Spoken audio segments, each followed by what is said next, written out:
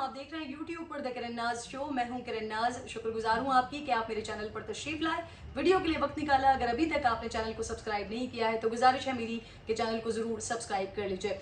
इस वक्त जिस सिचुएशन में आपको बताने जा रही हूँ, ताज़ा तरीन अपडेट्स देने जा रही हूँ भारत के हवाले से कि आखिर भारत में हो क्या रहा है। भारतीय इस वक्त बौखलाए हुए हैं और भारतीयों के, मैं अवाम की बात नहीं कर रही हूँ, अवाम तो सवाल कर रहे हैं। भारतीय मीडिया और मोदी सरकार इस वक्त बिल्कुल ही पागल हुए हैं, बौखलाए हुए हैं। उनको समझ नहीं आ रहा है कि आखिर ये हमारे साथ क्या हो गया।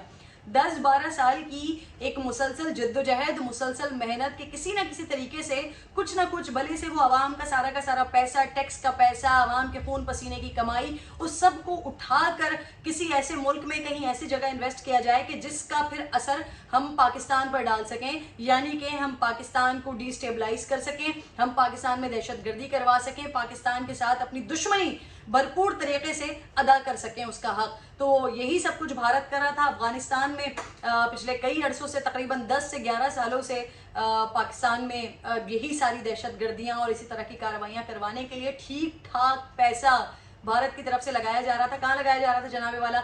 अफगानिस्तान में ये पैसा लगाया जा रहा था। 2011 से 2021 तक जानते हैं आप कितने पैसे भारत लगा चुका है। और वो पैसा कोई ऐसा नहीं कि हुकूमत ने अपना पैसा लगाया हो, नहीं, भारतीय अवाम का पैसा, उनके खून पसीने की कमाई का पैसा, उनके टैक्स का पैसा, जिसके हकदार थे भारतीय अवाम, जिनके ऊपर लगना चाहिए था। लेकिन मोदी की दुश्मनी का शिकार उनके खून पसीने की कमाई हुआ। वो सारा का सारा पैसा जी उठाकर लगाया गया अफगानिस्तान में।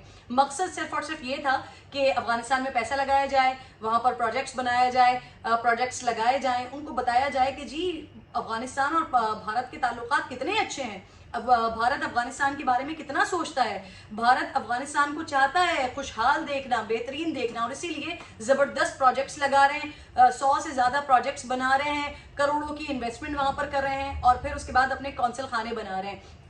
34 सूबे हैं और 34 सूबों में कितने कौंसल खाने और सफारत खाने भारत बना रहा है? जानते हैं आप कितने बनाए हैं? 87 कौंसल खाने, सफारत खाने भारत ने वहां पर बनाए हैं। और इन सफारत खानों में, कौंसल खानों में होता क्या था, इसकी डिटेल मैं आपको बताती हूँ। वहां पर कोई सिफारती ताल्लुकात के हवाले से काम नहीं होता था, वहां पर कोई कौंसल खानों के हवाले से काम नहीं होता था, बल्कि वहां पर बाकायदा तौर पर मुनज़्ज़िम गिरोहों को तैयार किया जाता था, मुनज़्ज़िम दहशतगर्दों को तैयार किया जाता था, जो फिर पाकिस्तान में आते थे और पाकिस्तान में आकर दहशतगर्दियां करते थे, दहशतगर्दाना कार्रवाइयां करते थे, जिसके ताने बाने उमूमन जब हमारे पास कोई अल्लाह का लाख लाख शुक्र है कि अब एक तवील जो है वो इस मुंजमद हो चुके हैं ये मामला। लेकिन इससे पहले जब भी इस तरह के अटैक्स होते थे, जब दहशतगर्दाना कार्रवाइयां हुई हैं, उसके पीछे जब ताने बाने मिले तो जी पता चला अफगानिस्तान से होते हुए ये कनेक्शन भारत से मिल रहा है। और भारत किस तरह से कर रहा था इसकी डिटेल मैं आपको बता रही हूँ। अच्छा जी, अब हुआ ये है कि भारत ने इस वक्त परेशान हुआ है, पागल हुआ है कि जी 22,000 करोड़ की इन्वेस्टमेंट हमने की है 2011 से लेकर 2021 तक।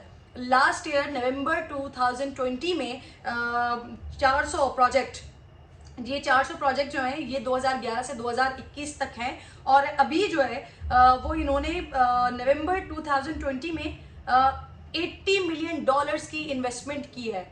अनाउंस किया था कि जी 100 मजीद प्रोजेक्ट्स हैं जो कि हम अफगानिस्तान में लगा रहे हैं। और ये सब कुछ क्यों किया जा रहा था? पाकिस्तान को बर्बाद करने के लिए, पाकिस्तान के अंदर दहशतगर्दी करवाने के लिए, यहाँ पर मुनज़्ज़िम कार्रवाई करने के लिए, अपनी दुश्मनी, जो भारत की एक दुश्मनी है, जो पाकिस्तान के साथ एक जो सोचता है पाकिस्तान के लिए, उन ताल्लुकात को, उस दुश्मनी को मजीद फरोग देने के लिए। अब हुआ क्या है, अब सिचुएशन बदली कैसे? अब जब भारत को इस बात का अंदाजा ही नहीं था कि जब नई सरकार आएगी, जो बाइडन आएंगे, तो वो इतनी तेजी से प्लानिंग करेंगी और इतनी तेजी से उस पर अमल भी होगा। अमेरिका पिछले कई सालों से जो कुछ अफगानिस्तान में कर रहा था, कामयाबी के बजाय नाकामियां ही समेटी हैं। और अब जब इवैक्यूएशन की बात कर रहे हैं, जब सितंबर तक तमाम जो फौजी वहां पर मौजूद हैं उनका इवैक्यूएशन हो जाएगा, उनका इनखला हो जाएगा, तो उसके बाद अब सिचुएशन क्या हो रही है?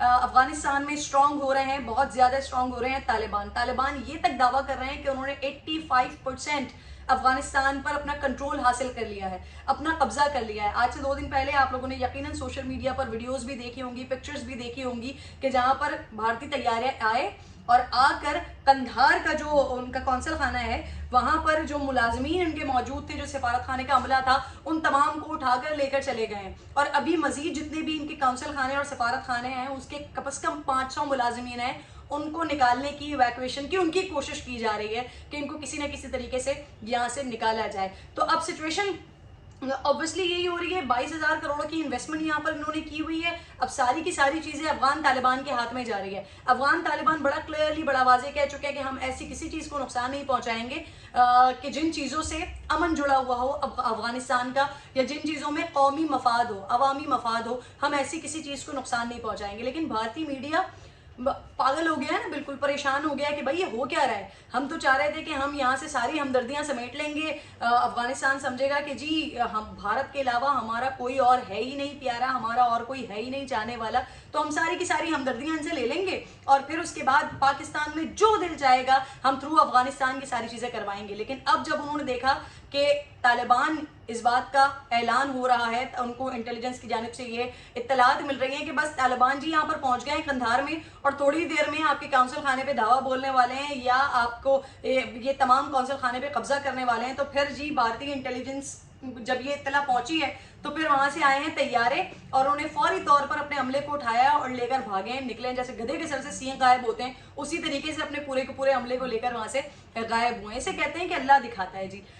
ये पलट के आपके पास आता है, पलट के आपके ऊपर आता है। अगर आपकी नीयत अच्छी होती है, अगर भारत ये सोच रहा होता है कि जी खुद भी ग्रो करेंगे, साथ साथ दूसरे कंट्रीज भी हैं वो भी साथ साथ ग्रो करेंगे, तो शायद इसके नतीजे आपको कुछ और मिल रहे होते। लेकिन अब जबकि आपने सोचा ही यही था, आपका मकसद ही यही था, आपकी प्लानिंग ही यही थी कि पाकिस्तान को किसी न किसी तरीके से नुकसान पहुंचाया जाए, अपनी आवाम के खून पसीने की कमाई, खून पसीने का पैसा, टैक्स का पैसा, सब कुछ कहीं ऐसी जगह पर झोंक दिया जाए कि जिसके जरिए पाकिस्तान को नुकसान पहुंचा सकें। तो फिर पलट के इसी तरह से आपके ऊपर आना था। सारी की सारी इन्वेस्टमेंट वो ऑब्वियसली अब तालिबान जो ये दावा कर रहे हैं कि वो 85% कंट्रोल हासिल कर चुके हैं।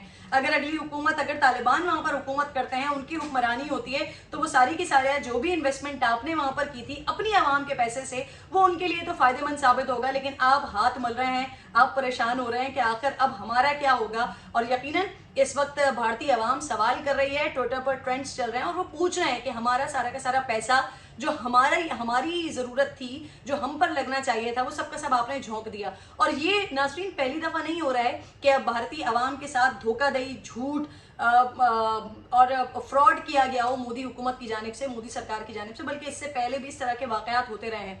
पुलवामा अटैक भी आप लोगों को याद होगा, इसी तरह से भारतीय आवाम के साथ झूठ बोला गया, भारतीय फौज को कत्ल किया गया, उनको मारा गया और उनका इसका इल्जाम लगाया गया पाकिस्तान के ऊपर कि ये सारी चीजें पाकिस्तान ने की है। हालांकि बाद में फिर खुलकर सामने आ गया, वो सारी की सारी चैट्स और वो सारी की सारी बातें सामने आ गई कि जी भारतीय हुकूमत का ये अपना प्रोपेगेंडा था, अपना ड्रामा था, इलेक्शन जीतने के लिए ये कैंपेन का हिस्सा था। वो सारी की सारी चीजें खुलकर सामने आ गई। बहरहाल अब एक बार फिर भारत जो है वो परेशान है, बड़बड़ा रहा है, हड़बड़ा रहा है, समझ ही नहीं आ रहा क्या करे। मतलब इंडियन मीडिया इस वक्त उनके ऊपर इतना हिज़ियानी कैफियत तारी हो गई कि वो तो ये दावा कर रहे हैं कि तालिबान ने हेरात में भारतीय डैम्स पर कब्जा कर लिया है।